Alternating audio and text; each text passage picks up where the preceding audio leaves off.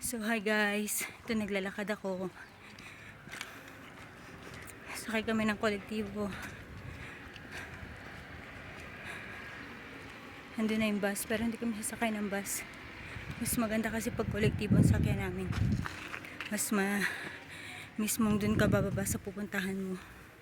Tsaka yan, hindi pag bus marami pang paikot-ikot. So guys, wait nyo lang guys.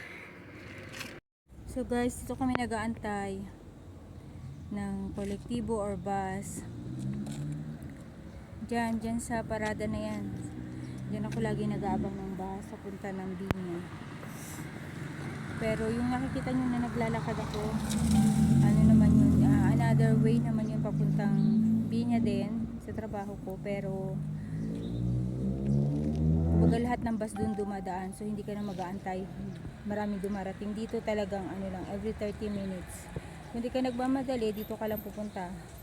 Pero kung nagmamadali ka, kailangan mo maglakad. Wala pa rin kolektibo mga guys. Nag-aantay pa rin kami dito. So yun lang guys. Kamusta kayong lahat dyan? Thank you nga pala sa mga newbies, new subscriber ko mga guys. Mainit. So guys, sa mga hindi pa nag-subscribe sa akin, please subscribe naman kayo. Pilipina in Chile. Para tawag niyan, makita nyo kung anong life ng isang OFW dito or nana dito sa Chile. Katulad din siya ng mga life ng mga nana sa iba't ibang panig ng mundo. So guys, please subscribe and watch my channel. Put likes, share, and comment. So guys, please, thank you for your support. Thank you guys. So hi guys, nandito ako ngayon. Nandito na kami sa mall. Natitinan lang kami. Tapos hindi kami sa parang grocery dito, cheaper grocery. So ayun guys.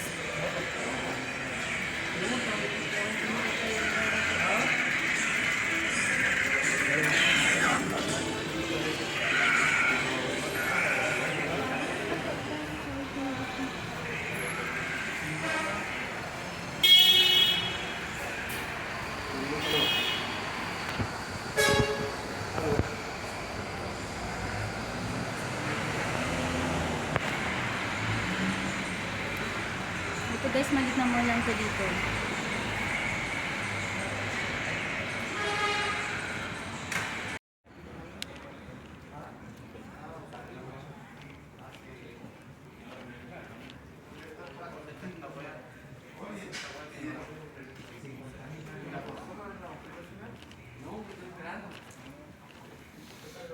Hello guys, ito, naghintay ako.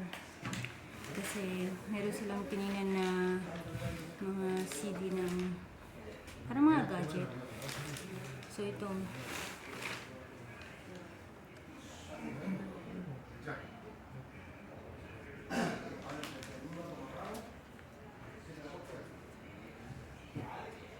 ayan guys. So guys, sa mga hindi pa nag-subscribe, please subscribe to my YouTube channel, Pilipina in Chile.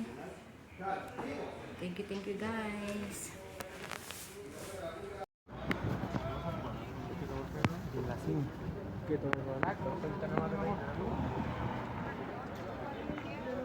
So yan guys, ito yung mga nabibili mo sa mga tabi-tabi dito sa Hillport, sa sentro.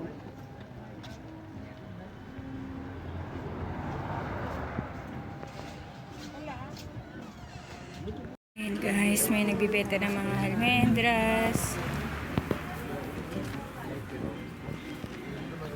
Meron yung mga damit para sa lamig, halaman. Araw-araw yan guys.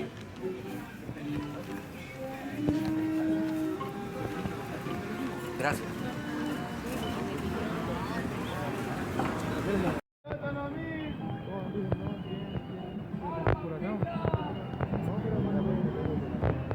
May saging din sila dito guys sa Bukidnon. Hi guys, I'm back. Andito na ako guys. Kararating lang namin. So, papakita ko sa inyo kung ano yung mga pinamili ko. Okay? Konti lang pinamili guys. Yung gagamitin lang namin today. Tsaka yung konting kulang. Yun lang guys. So, ipapakita ko sa inyo. So, ayan guys. I'm back. Ito na yung mga pinamili namin guys. Pinamili ko. Ito guys. Ito 100 pieces na tea. Tapos, butter.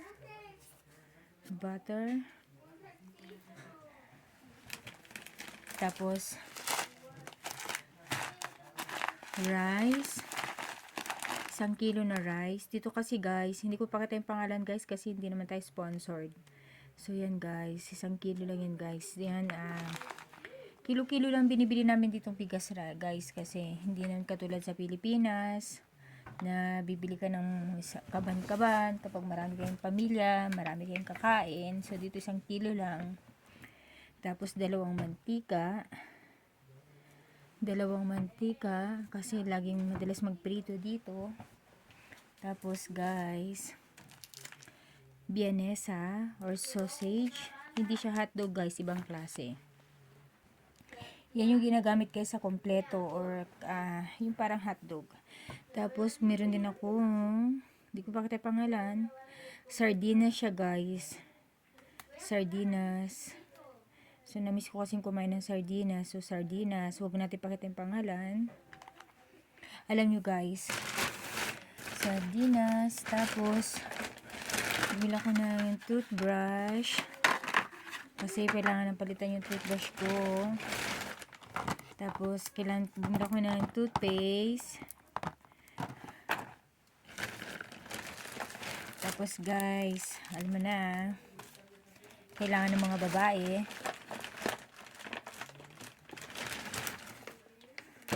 Tapos guys, shampoo.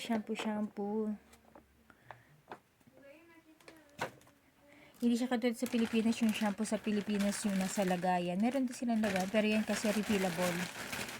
Tapos yung aking paborito guys, parang ano bang tawag sa Pilipinas? Stork. Ayan guys, yan guys. Natin pakita yung pangalan. Favorite ko yan guys. Tapos guys, dalawang tuna. So, dalawang tuna siya guys. So, yan guys yung mga pinamili ko guys. So, yung mga pinamili ko guys, kung i-convert mo yun sa pera natin sa Pilipinas, mas mura ang pagkain sa Pilipinas kesa dito. Parang doble. So, mas mahal ang bilihin dito pero mas mataas ang sweldo dito kaysa sa Pilipinas. So, kaya ganun. Mas mahal ang bilihin dito kasi mas malaki ang sweldo. Sa Pilipinas, malaki ang value ng pera ng Chile pag dinala mo sa Pilipinas. Pero hindi naman sobrang malaki pero malaki na para sa ating mga nasa Pilipinas. So, yun lang guys yung mga pinamili ko guys. Next time, isa-isahin ko kung magkano ba yung mantika na ganyan sa Pilipinas. So, ngayon hindi ko muna gagawin yan, sa susunod na lang. So, yan muna yung pinamili natin for today. So, sana nag-enjoy kayo sa aking content for today, guys.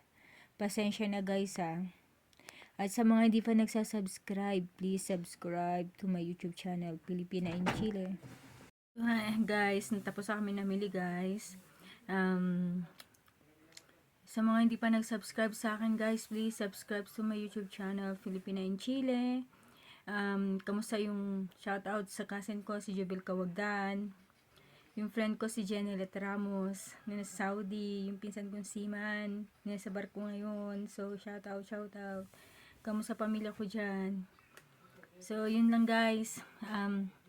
Magpe-prepare kami ng lunch ngayon. So, papakita ko sa inyo yung konting kung ano yung prefer namin.